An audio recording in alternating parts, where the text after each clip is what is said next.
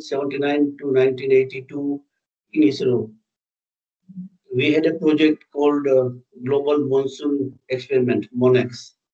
So in the Indian region, Arabian Sea and the all nearby area, ISRO was responsible to gather the environmental data and send it to central server at New York, where about 5,000 locations were taking data every day, 2 times in a day, and send it to one place. And then a lot of algorithms were developed to forecast, predict global monsoon, because monsoon is a lifeline for everybody on the earth. So people are always curious to find out the behavior, the Mosam ka rukh, for betterment of humankind. So ISRO was involved actively, and I was lucky to join ISRO with the same project in 1977. In 2 years, we designed the system, which was taken to this Vikrant steamer, which was a ship, aircraft carrier, warship. So, in a piecewise, I have worked more than 2 years on this ship, and we were floating the balloon, and there was a payload. We were tethered with the balloon, and the balloon goes up. Since it was a hydrogen-filled balloon, so balloon goes up slowly, and in a 1 hour time, it reaches about 20 kilometer height, and maybe about 50 to 100 kilometers distance based on the wind condition. So every 100 meters, we capture the data of temperature, pressure, humidity, wind speed, and wind direction. Now at that time, there was no GPS or any other stuff, so there were some other fundamentals to find out the global positioning of the payload. And the payload will move with the velocity of wind by and large. At least 95% speed of wind will be speed of balloon and the payload. So this was the concept, and the payload, ISRO payload will send data to the Vikrant steamer through ISRO's wireless link from ship to Mumbai is a defense network.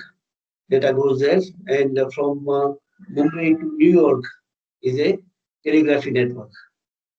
So even before about 40 years before, we were taking data in the Arabian Sea from the ship and was going to the New York at a very slow speed.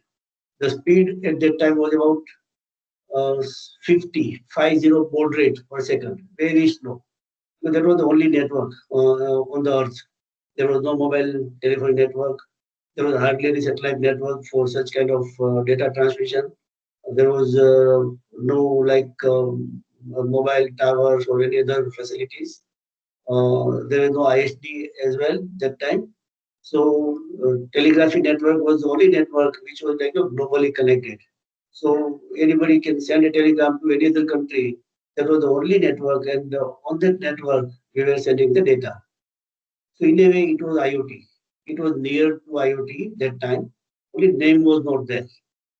So luckily, I started working into this kind of concept where we collect the data from any odd location and then send it to some server. There was no internet that time, but there were servers. There were mainframe computers. There were big computers that time. We were able to send the data to that server at New York, where all the data, all 5,000 locations data were coming, and there was a lot of research done on the monsoon prediction. This is how I started my journey, and then till now, and maybe in the future, I'll be working on the same domain we call IoT, Internet of Things. So during like Saturday, 23rd February 2002, there was a news in the Economic Times. I was at Pune at that time, and a company you can see here is CG Coral. I was working in that company. Therefore, I was interested more into preserving this cutout. It was told by research community globally that India will come up for strongly, heavily into embedded. Now we call it was electronic design, but now we call embedded, and more specifically is more like embedded IoT gateways, nodes, and also SIG are now called electronic design. in IoT space. So in my tenure, I have either used or designed maybe thousands of sensors for different applications, which includes environmental sensing, or for the sheep, or for the missile, or for water, for environment, for many other things. And lately, like last few years, I work into soil sensing, smart soil sensors, IoT-based soil fertility sensors. So my objective is to find out the fertility, moisture, and other nutrient from the soil, as well as crop health monitoring. So whatever is the crop health from the top, using some remote sensing, either through near infrared camera or satellite images or XYZ method, through drone or through anything, we capture the data of the crop. So crop is monitored, where chlorophyll and other important aspect of crop is monitored. Then the environmental temperature, humidity, and the wind conditions, and the soil parameter, and soil moisture, and other fertility elements of soil. All those things are measured through our sensors. We send data to the cloud, and after data goes to cloud, the whole machine learning and AI comes into picture to really help farmer to uh, produce the maximum yield. Now, all this scenario we talk of IoT as a whole, the data set, data volume, we call it big data, is very, very important. Unless we have very big volume of data, nothing can be really predicted much. We need to have data of different time, different season, different crop growth stages, or different soil, different geometry, different geography, and lot many other data around. So once we have a huge amount of data, our prediction becomes easy, more accurate. Today we can predict environment reasonably well because ISRO is capturing and analyzing data since almost like 50 years. So that 50 years is a effort to collect the data, process them, and find out the information which is necessary for our purpose. So data volume is very, very important. And once we have the live data, then we do the churning of the data, and then decisions are taken by machine by its own, by and large. So when decisions are taken by a machine, which basis of real time data and the historical data, we call it a machine learning or AI. So that's where our target is. All of us, we are working on that same objective, same motto. The decisions are taken by machine itself. If we talk of more like academics, if someone is appearing for like TOEFL exam or GMAT exam or SIT exams, then they are asked question online. So based on the answer I give, all the three answers may be correct most of the time. I need to find out the best. And if I select the middle one, for example, average correctness of the answer, the next question will come with an average skill level. If I give a little wrong answer or poor answer, the next time question will come which is of lower quality, lower challenge, and lower score.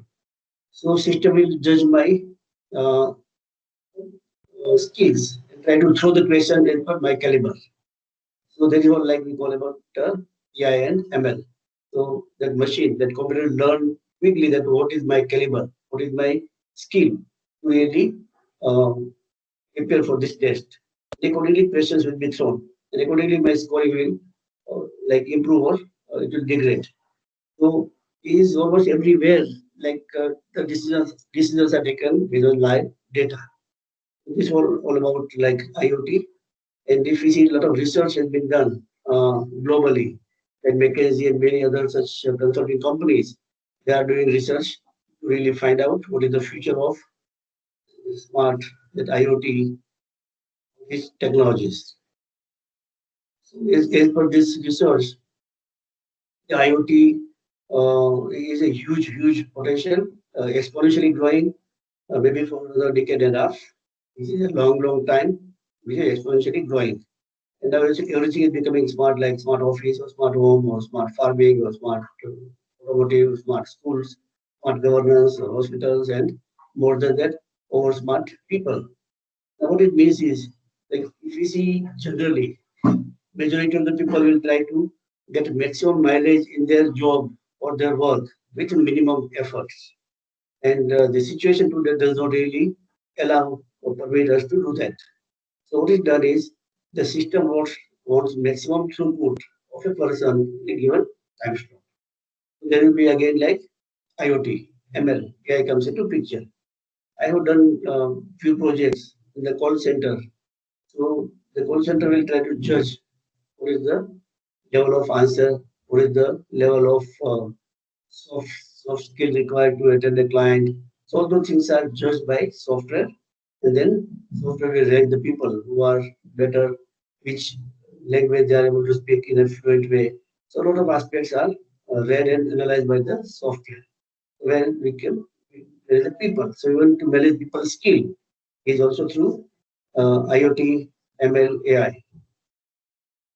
Now budgets are becoming smart. Huge budgets are like by government almost everywhere in the world, and this is the quantum of budget, maybe like trillions of dollars for just the cities to develop, and thousand times more maybe for the villages across the country and for world across the globe. So large number of people with smart skill are required, which is not there. So everybody, including Prime Minister, they are pushing hard with the scheme for AI, for machine learning, for big data analytics. So there is the future. Once data will start coming, which is obvious, very easily data will come on the cloud. There's no big challenge now. For everything, I will go through a lot of experience what I have done. That the data are coming. Data will be coming in a much bigger way, much bigger size. The next level is to analyze and find out meaningful applications of those data. So if I talk of agri-tech, agriculture, smart waste to IoT-based soil sensor. So what it does is monitors the temperature, moisture, fertility, pH, atmospheric, atmospheric temperature, humidity, light intensity, then location, and they are powered through solars. So no need to worry about the battery and power backup. And it transfer the data through Wi-Fi if Wi-Fi is available nearby, which is not generally there. So GSM is the alternative option where data goes through GSM.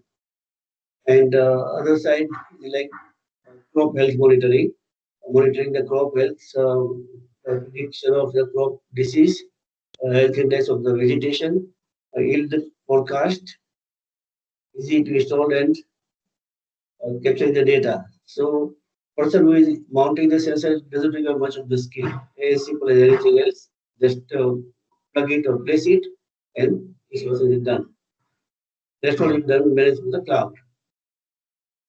Like in the farms, a lot of intrusions of animals and maybe thieves and a lot of other things. That also is taken care by certain sensors. Then there is some deficiency of something, it will be alerted, and it will be some nutrient value, or maybe water, other things. A system will alert to the concerned person. And as I told you, the data goes into cloud, in the web database, and analytics is the prime job, which will ultimately make the farming smart. And data will start taking decisions, start taking guiding people in a very correct way, then it will become really a smart solution which people will see the real benefit of. One small example is a portable soil sensor which measures moisture and nutrient conditions. Then through mobile app or through cloud, it generates the report, alarming conditions. There is cloud connectivity either by smartphone or by any other popular modems available commercially. So this sensor gets connected with the cloud. This is mainly for taking quick results. These sensors are taken off after gathering the data. We have another little bigger sensors where we keep it in the field crop cycle.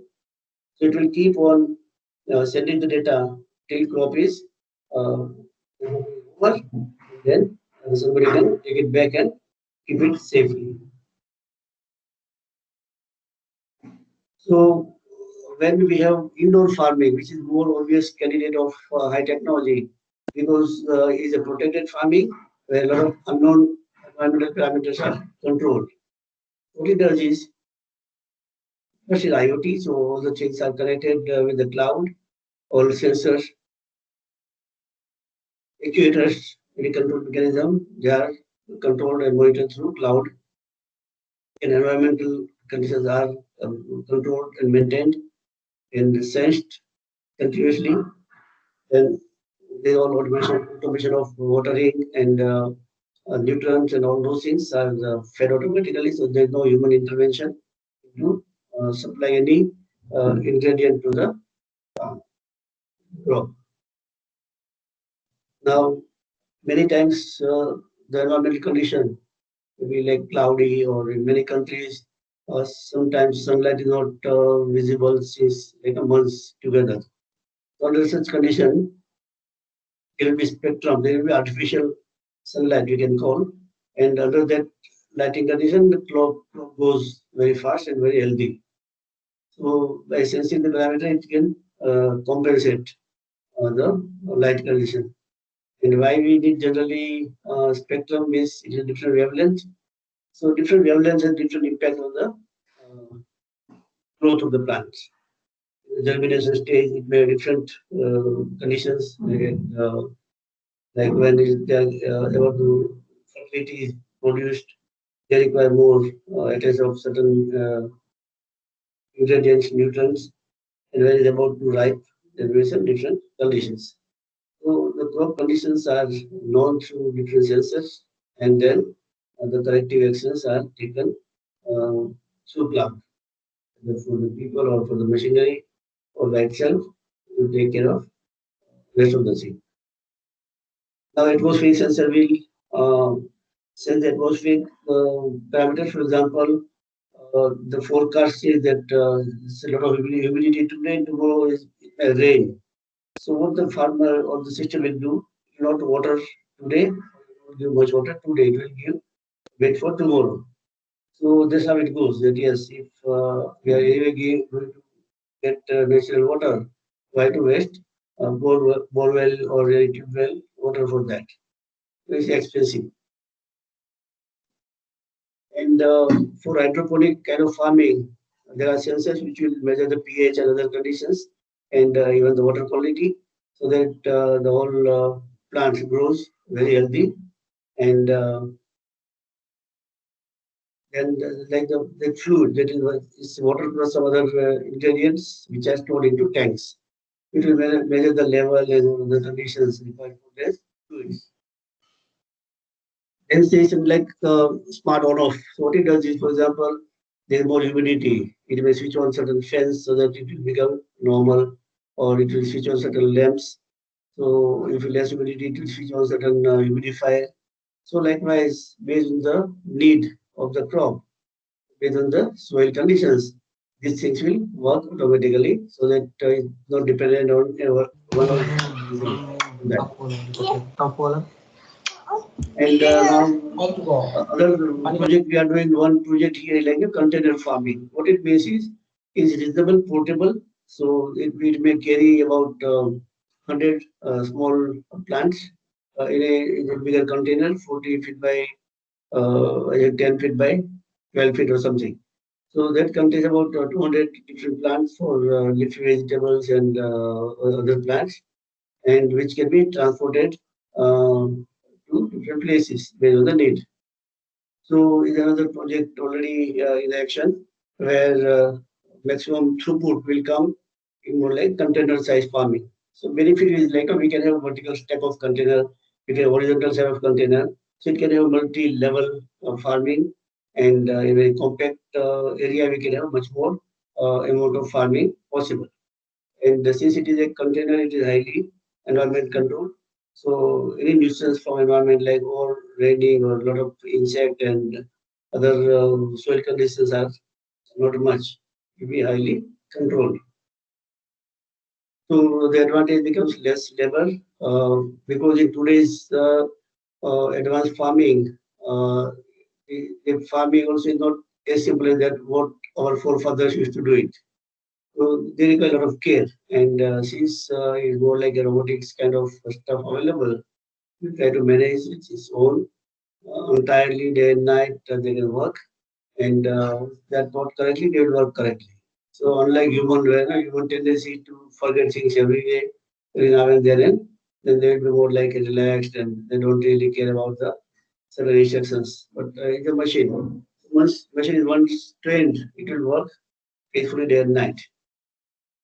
Then, as I told you, the monitors and control. So it will monitor all the inputs like soil, moisture, and water quality, and all those things.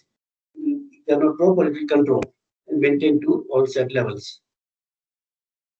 The pump automation, it may pump for the borewell or pump for water purification or pump for refrigerating.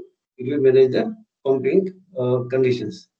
Then all the data are real time on averaged or real time analyzed. We have set of data from the past and also we have set of data which is presently coming. So when analysis is done, it will take care of both the types of data and it will compute accordingly. Then also the saving of money is that, and even with there's no big land, somebody can still do the farming, and crop cycle will be very fast compared to the open area farming. It will be much highly efficient in terms of time and resources.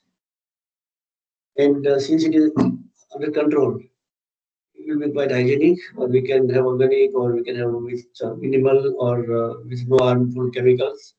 All those things are possible to control because we are actually doing through the technology. Once we are human involved, if we are like putting the fertilizer, exact quantity control or the quality control, time control may not be much. While here is all machine, they can control the timings and the quantity and the feedback and all the things are very efficiently taken by uh, machines. And those are highly like IoT. So we have all the data live coming and monitored. So in most of the smart farming, the water management is another big area of concern. So people want to save water and people want to give very correct type of water to the plants. If you talk of vegetables which are of rare nature, they are much more typical in terms of farming. If you have water of certain pH or so many liter per day, you know, like specified. In normal farming, we don't really calculate the water. Water goes, and we don't really worry about how much water was supposed to be given and how much we have given. It's all about gut feel, and there is no monitoring or control of water. But here, everything is controlled, monitored, and just enough need is taken care. The chance of overwatering or giving wrong water, those things are minimal. And that is like one of the greatest advantage. You can give the right quantity and right quality of water to the whole farm. So we have done such projects for farming as well as non-farming applications where hundreds of such meters are monitored and controlled and to analyze the big townships and greenhouses. People do worry about water conservation and they really monitor and control the water quality. There are the set of sensors which is about uh, six sensors which will have like turbidity, pH, then water pressure, water flow, and few more conditions which are uh, taken care in terms of using the right sensors and for right purpose. So this water quality may be good for farming or for drinking water or for sewage water or for water waste. So based on the need, the sensor types may be different or the sensor capability may be different, but fundamentally, this sensor covers most of the popular sensors required for smart farming or maybe any other similar applications. We really have a much better confidence of farmer. So they will not really use their brain much. Uh, and the technology makes sure that yes, they are really helping in tandem. And wherever whatever problem they have, they will get the solution. Or even sometimes you don't see the problem. Still there are problems. This system can tell yes, it requires this attention so that you have a better crop. All these things are possible with the help of technology. Likewise, we have done some projects into textile machinery in Surat specifically because there are thousands and thousands of machines which are embroidery and fabric weaving. So what we are observing here is all the necessary parameters of the machine like RPM, then there's something called peak, what is the gear ratio, what is the RPM of different rollers, and at the end of the day, as the final movement of fabric is monitored. So what was the stress level given and what was the vibration, what was the like the thread condition good or non-broken. All the necessary parameters are monitored and at a given point of time there may be like 4,000 to 6,000 number of threads parallel. So you got there many sensors and to detect whether they are working or not working. If one thread is broken, for example, it will produce a poor quality of fabric. So the cost may go half or even less than half.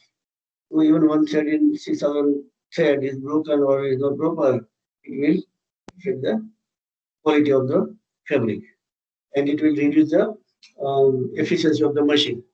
So here the whole approach will be to improve the efficiency of the machine, to predict the health of the machine in advance by seeing the vibration or maybe temperature of motor, then any other possible failure of sensors, and evening they will take the data and analyze.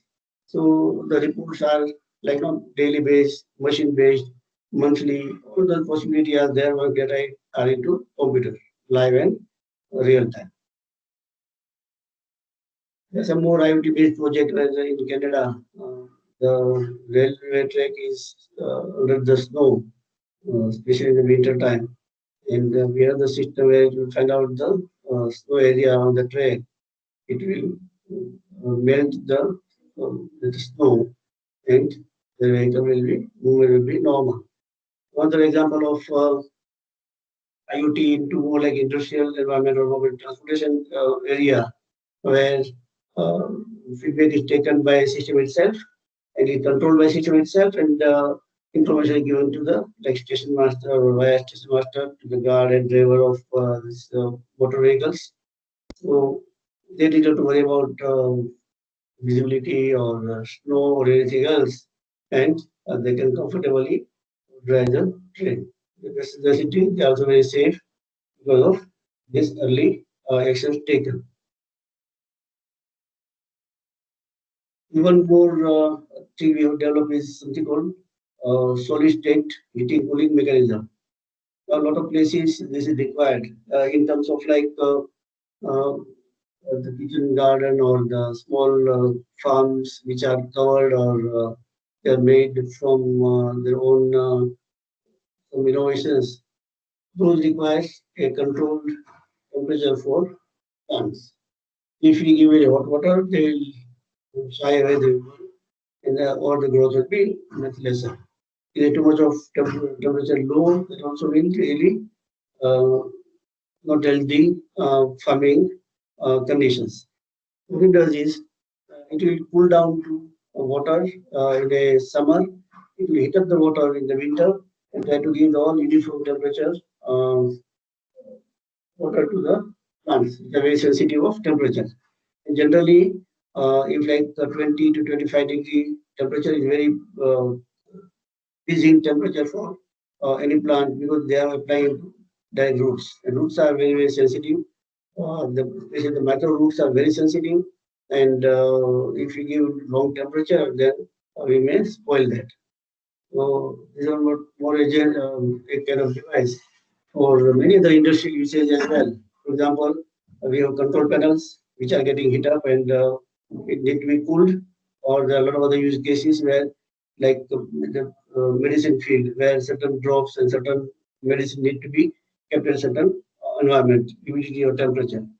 Here, those are controllable and highly portable, so they can carry their own system, which is keeping a payload or a device internally put or it or cold based on the needs. We are working and some products are already there in the market. Other party like solar cleaning systems. If you see in Gujarat, Kutch, especially which is more like a desert area, there are so many kilometers and kilometers of solar farms. So, and this is a desert, so there's a lot of dust floating around. And every week, if they don't clean the solar panels, the efficiency of power becomes it reduces. You just straight loss to the wind farmers or the solar farmers or any other people engaged to these technologies. So what it does is it will sense the dirtiness of the glasses, solar panels, and it will operate a robotic structure which will clean it. So this does not require much water, and it will like if dust is floating, it will remove it. If it's sticky, then there is other accessories which will come and clean the dirty surface. So this is kind of beauty of IoT devices. So they are programmed, monitored through cloud. Maybe sitting somewhere in Ahmedabad or Mumbai, wherever they are, and this the robots are doing the job based on the program set by the middleman who actually rented the kind of facility. So the alternative is like washing the panel with the water, where the water is very scarcity of water in the especially Kutch, which is area desert. So this is either requires no water or requires minimum water to really uh, clean the glass and get maximum efficiency from the system. So again, very promising area in terms of farming. We are designing some farms where there are solar power motors and the heating, cooling, all those fundas are also used by the solar power. So there is no recurring cost to the power. And with independent the technologies, the farm, the recurring cost will come down very significantly low, so that the farmer can afford this technology, produce more grain, more quantity, better quality, and better financial rewards for such farming. This is a general kind of instrument we have where we can sense the vibration of like 10 mm per whatever, very small level of vibration to a very high level of vibration, plus current voltages and a lot of other parameters which are necessary to measure before we can really apply to it. So we have made a couple of in-house such gateways mainly for industrial purposes, which may include the smart industry, which are going to adopt 4.0 or 5.0 standards, and then we have something called evolving stuff, so which will be taken care by the surrounding areas, either through wired or wireless. And subsequently data will go to processing in the node or gateway and then to the cloud finally. So the knowledge will, as I told you, we need to store the data in a very systematic way because we don't know this data will be used immediately, next day, next month, next year, after 10 years, after 20 years, we are not sure of it.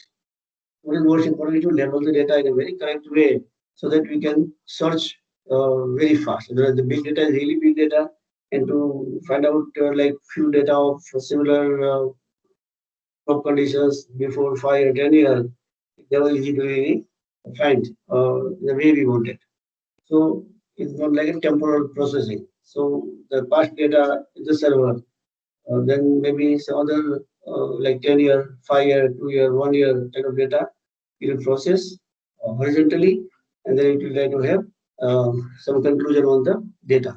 So data are considered as gold mine, provided they are stored very systematically, they are labeled very cleverly, and they are preserved. So in technical terms, it's not like a tagging for AI use. We need to tag the data is just a simple discipline of managing. Then very quickly we can retrieve and retrieve like data of like terabytes is never easy. Takes long time, and then there will be a chance of errors. So the data tagging is very important. Now besides this IoT for industries, we are working very close to like maybe smart life, smart home, healthcare, and many other domain for our foreign customers. So as a IoT, as a machine learning, I'll give a couple of example of machine learning. There are the different gadgets we have developed for different purposes, and I told you the soil sensor we developed, and when we talk of inventory, like goods, so some super like this device is tagged or with one bulk of like storage, we can track it. Because sometimes there is a perishable food or food grade. Sometimes they are little more time we can store it for 1 year. Sometimes maybe 1 month, sometimes maybe 1 week, and sometimes maybe like 1 day. We can categorize them so that in the warehouse they are managed well and the wastage can be minimized.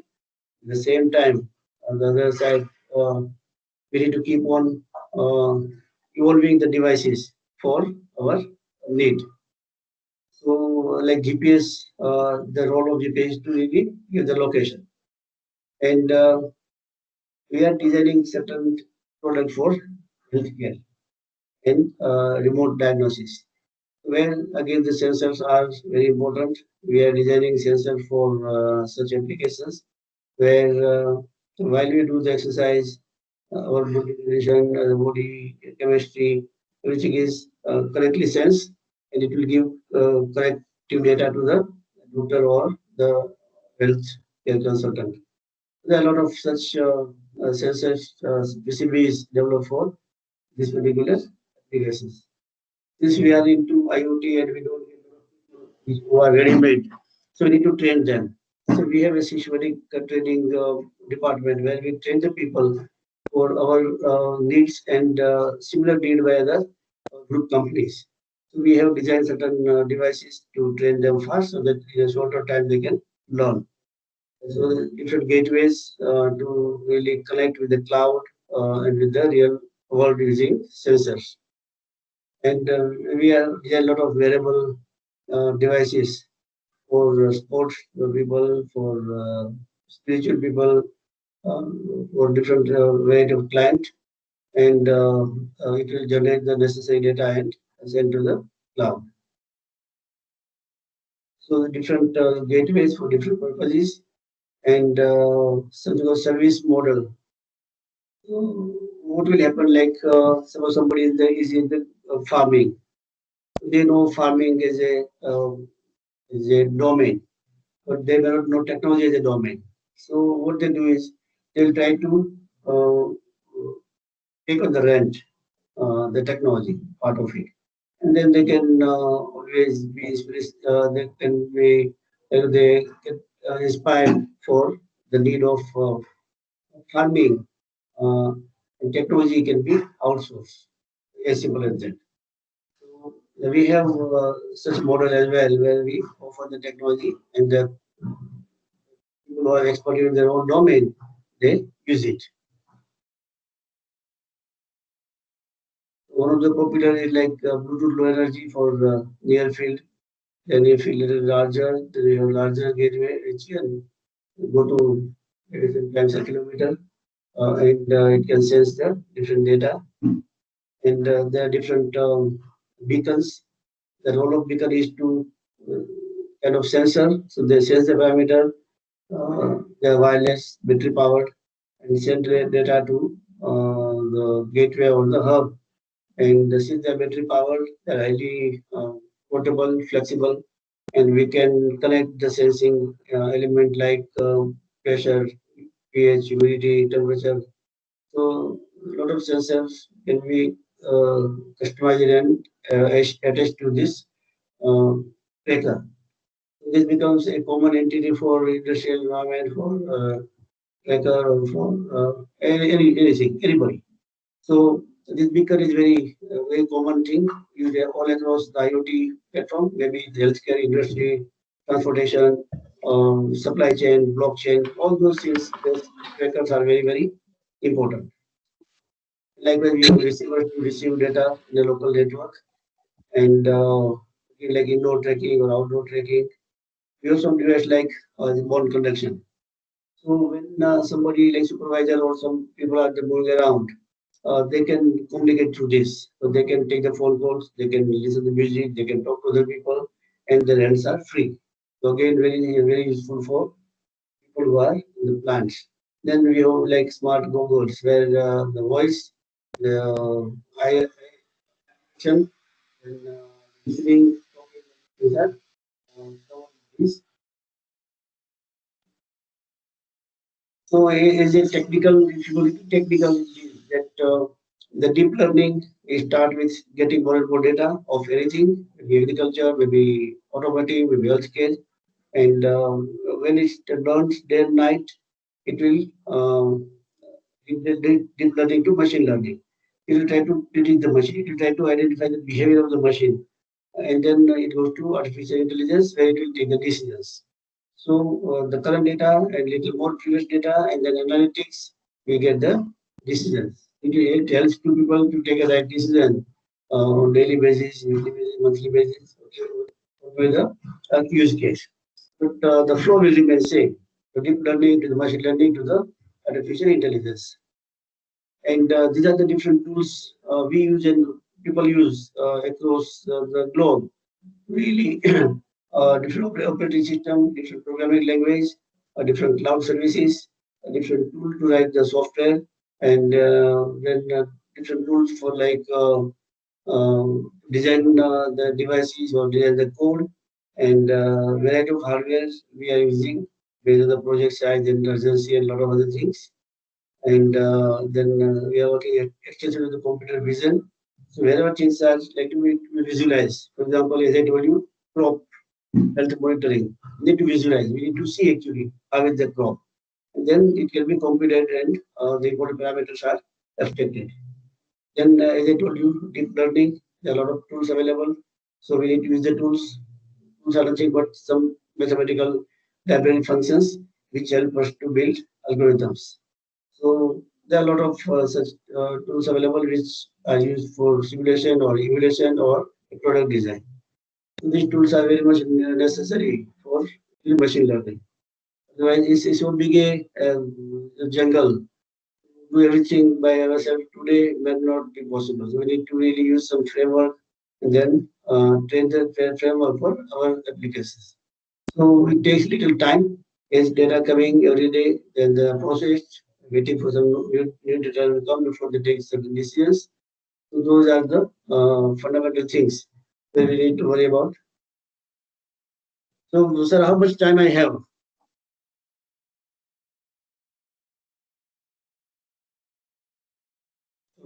Do I have some 10 more minutes or it's already I have taken away the time? No, sir. There is a time remaining. You can, if you have something to share, you can share with the participants also. Perfect. So I will have some more use case which we have worked on this project. It will be good to know, and then we can go for more like question answers. Yes. So the different use case, as I told you about the fitness, we are doing a lot of projects on the fitness. So what it means is, like in the Corona days and other also people abroad, they go to some fitness center, and there is some person to really guide them. But what we are doing is IoT and ML and AI. So there is a camera and there is a monitor in front of the person. that the coach is an electronic coach. So the coach will guide us the correctness of the like lifting or shifting or doing the stretching, and it will guide, it will help us what to do, how to do. It will give the weekly schedule or monthly schedule, and based on that we do the exercise so that we get maximum benefit of workout whatever we are doing. So we are doing for a couple of companies which are American companies on the healthcare front. There are multiple projects of this nature. This one is basically a camera. We can call it a camera with a 360-degree view. So all across the horizontal front, side, back, it is looking through two cameras, one in the back, one in the front, and two half globes are captured, and it will be mainly for the vehicle safety or if uh, it will view all the around day and night, and if anything is unsafe, it will alert. But like if driver is driving and is feeling dullness, this will alert, and it will not it will not lose the control of the vehicle. So and again, it's like a guide to the human, where it will help the person for their own safety, then the vehicle safety, then again the theft, again the banging vehicle nearby side or this or that. So is continuously monitoring vehicle, and it will be helpful for driver itself, for the passengers, and for people around. So again, a lot of artificial intelligence into this. So half of the intelligence will be in the device itself, and the remaining intelligence goes into cloud. So collectively processing within the device here and the cloud processing, the system gets more and more learning as time goes. Then, as I told you, crop health monitoring. So this is the device we have designed, and it is a very small device, about 200 grams, 250 grams of weight, and it is connected with a drone, and drone will move around on the field and collect the data, collect the data of vegetation. And based on the data of vegetation and based on the data from the soil sensor and different sensors, it will run efficient algorithm for the corrective feedback. What should be the next course of action required for better crop? We have some set of cameras. They are basically motion detection or the threat detection. If like unwanted movement or movement of unwanted people or movement at wrong areas, so many things are told to the system, and the system will take care of those safety aspects. For example, we are working on some sort of social distances.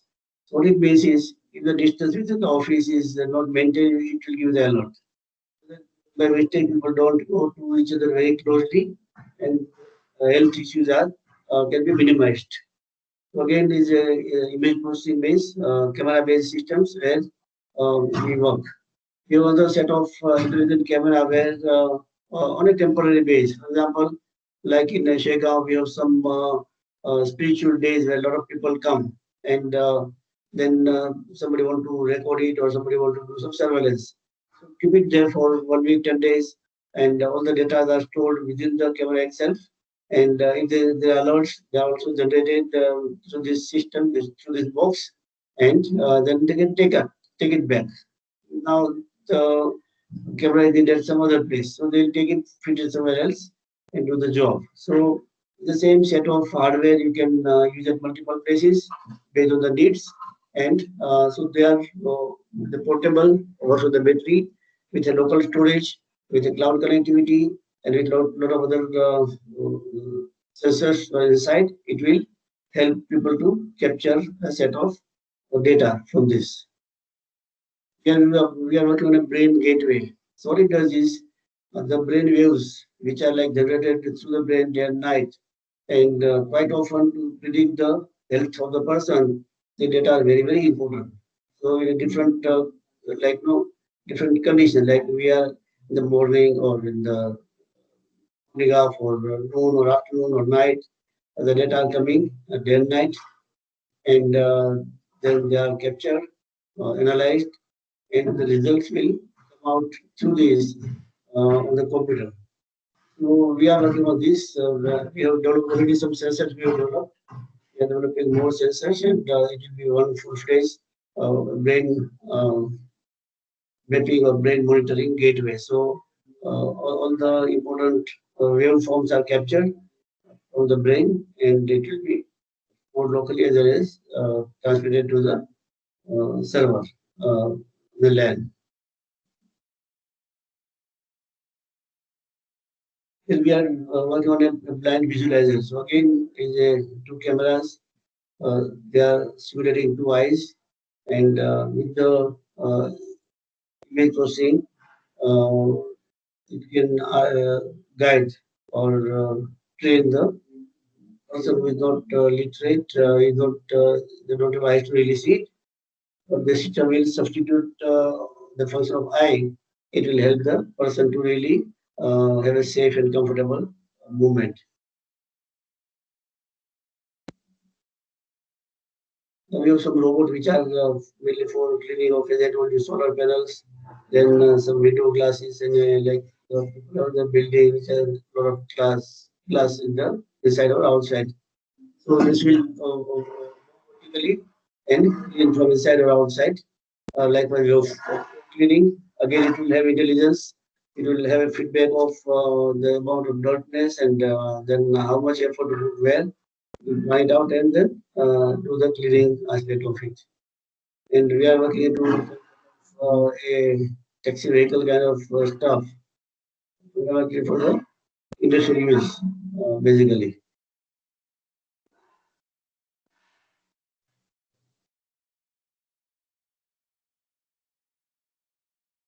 As I told you, besides the textile, we have monitored CNC machines and some other types of machine where we have designed the sensors for those machineries.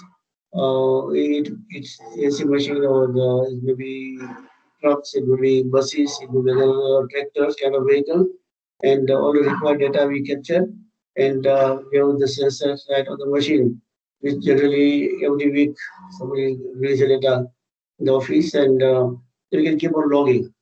So this machine monitoring requires a good history of data from one location, similar machine from other location, similar machine from other part of the world.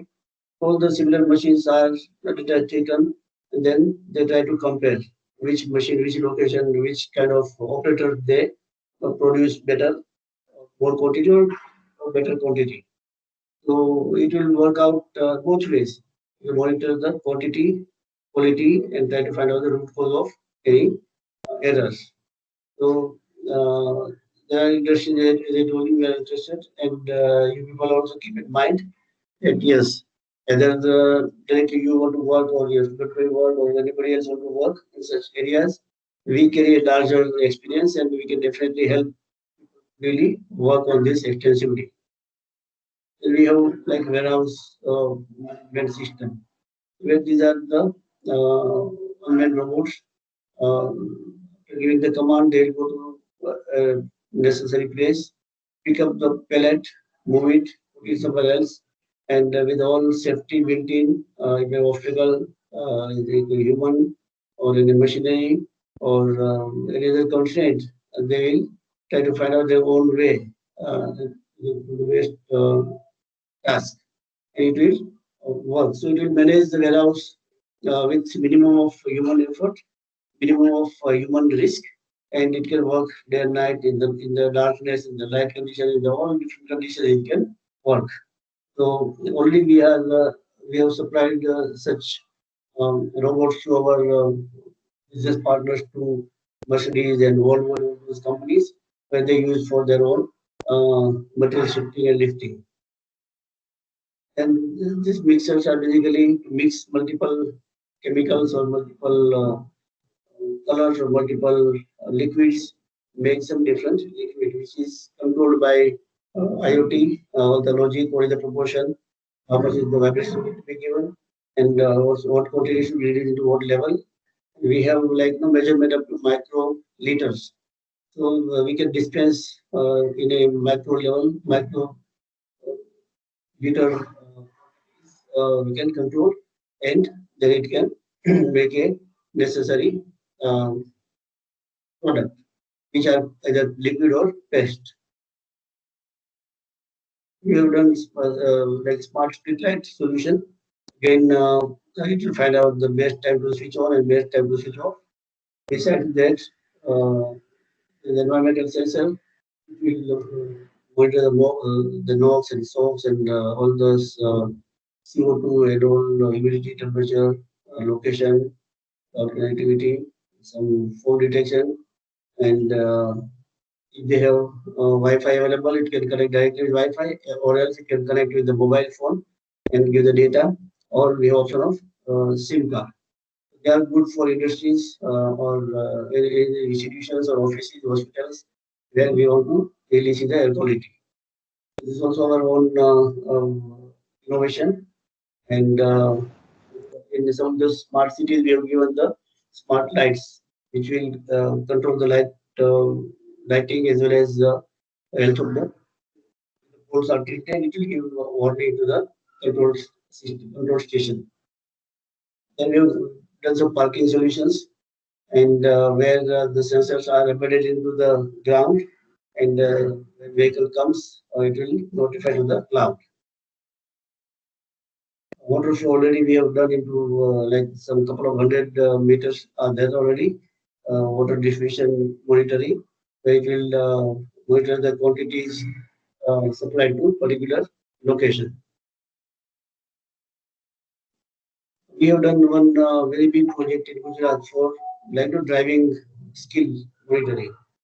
In a particular RTO or test drive, there are some 400 sensors where parking and slope, driving on the slope or making figure of eight or driving reverse, all those actions are monitored, and then the system will guide who, uh, the driver that when to stop, when to start the car, and all those things are monitored. So time of test, and then if they're fouling, it will monitor the foulings and give the result directly on the computer screen. That goes to government server online.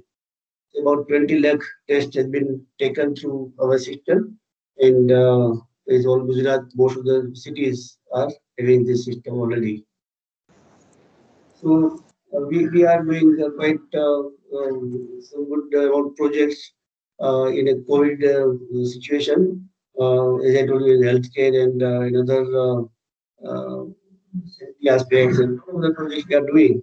And we are also welcoming innovators, students, teachers who want to really do work on innovations, and we can definitely collaborate. So thank you very much, all the participants, and thank you very much, for the institution staff and coordinator, for really giving me opportunity to talk to all of you. And I'm sure it will be useful. I have shared my experience, and I would love to really work with all of you if you come with some great ideas. So if there are questions, we can discuss now, or even you can email me. I will reply on those. So I'm done with. Thank you very much. Thank you very much, sir. I request all the participants, those who have any queries, they can raise their hands so that we can ask the questions to our expert.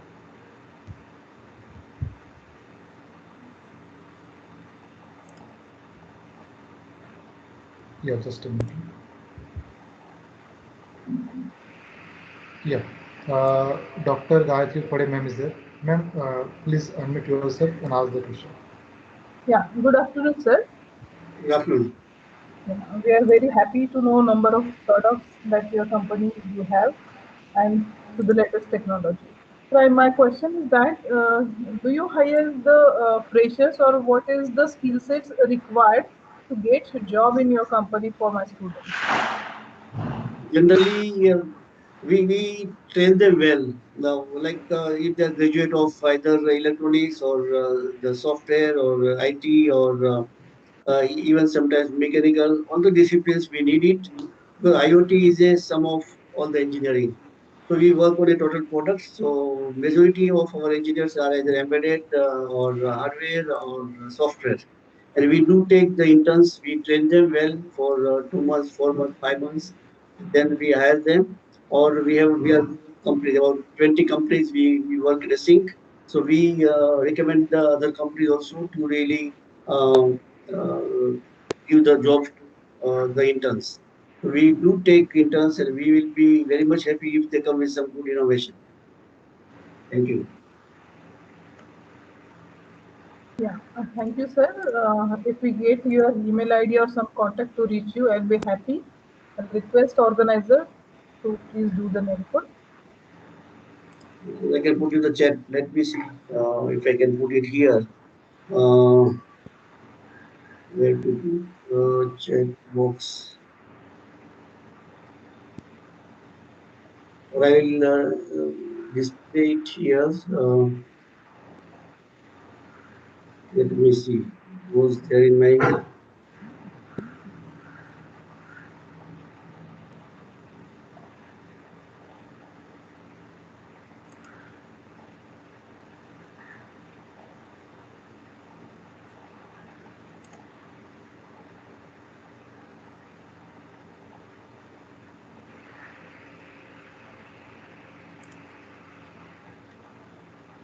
Sir, can I share your email ID to participants? Yes, I'm also writing it here, and you can also share. So Okay. here is my email ID, madhukant.patel@texan.com. So either you note it down, or you can also share. I'll be very happy to really interact with any of you, especially if you have some innovative ideas. We'll be very happy to really help them out. Yeah, thank you, sir. Is there any participant who would like to ask any query uh, so that we can have a discussion with our today's expert?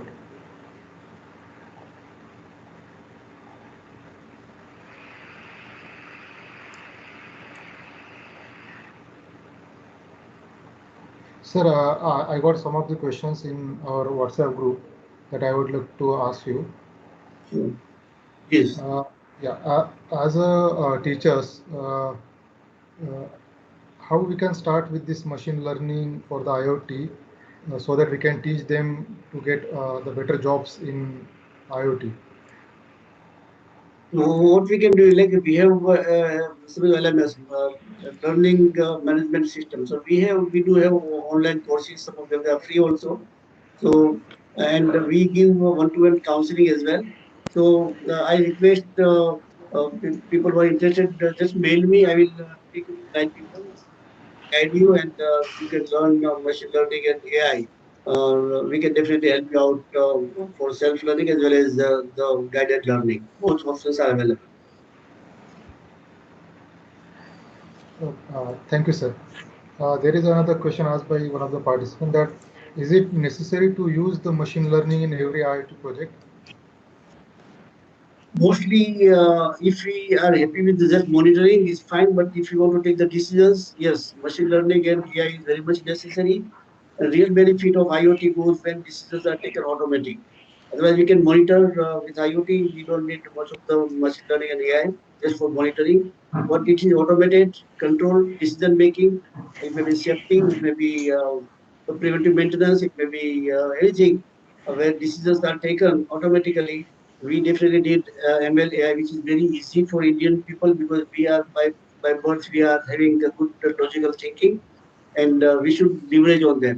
So if we can leverage on machine learning and artificial intelligence, it will be like a real good jobs opportunities and good professional career ahead.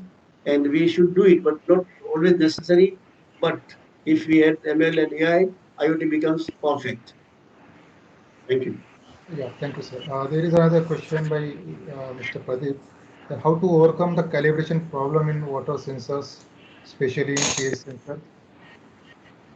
Generally, what is done, like in our case, what we have done is periodically there is something called auto calibration. So what it does is through the data analytics, if there any degradation or the calibration goes away, we can learn and we can correct it. So what we have done in our system that we get the live data stream, we have the reference calibration data available, and every periodically we try to tune the um, calibration data. So one very simple way is to really put the known water and take the reading. That's the easiest to do, but that may be sometimes little clumsy if it is like online or inline mounted. So what it done is alternatively that after that like certain period of time we know the nature of water, and based on that we try to compensate the errors, and we can self calibrate to a limit. It's not that we can lifetime do it, but we can avoid very frequent calibration, and then after maybe 1 year or so we can really take out them and calibrate through a standard method of calibration by putting it in non liquids. So we have like water with different TDS, water with different density samples are available with the non-water. We put it them and take the data and recalibrate. But that can be minimized by machine learning and AI. Thank you, sir.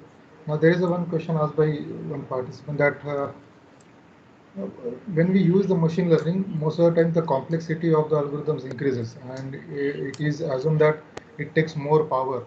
So how this machine learning can be, this machine learning can be implemented at low power devices?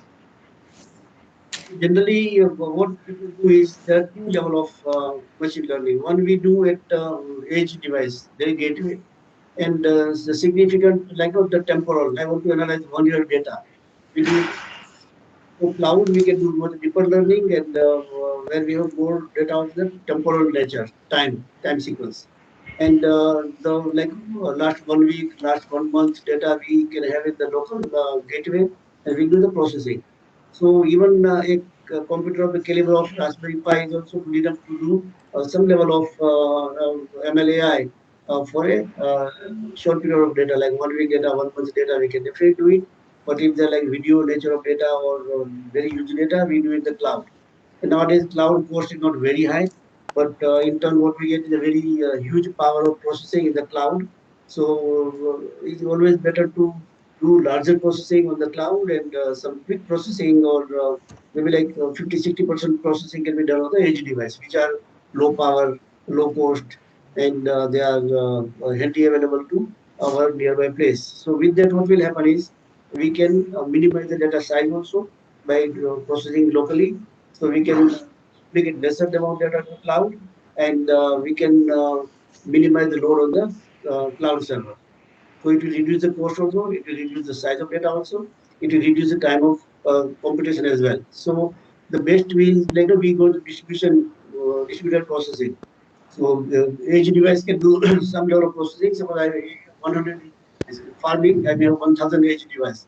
They can do local processing on all edge devices, and only process data comes to the cloud, where we keep the historical data. We keep on doing some machine learning on that, and then we advise to the edge device to correct their uh, coefficient or algorithm. So the complexity also will come down, and the cost also will come down, and we have much more safer and flexible way to play with the big data. Thank you. Thank you. Yeah. Mr. Anjan would like to speak something. You are unmuted yourself.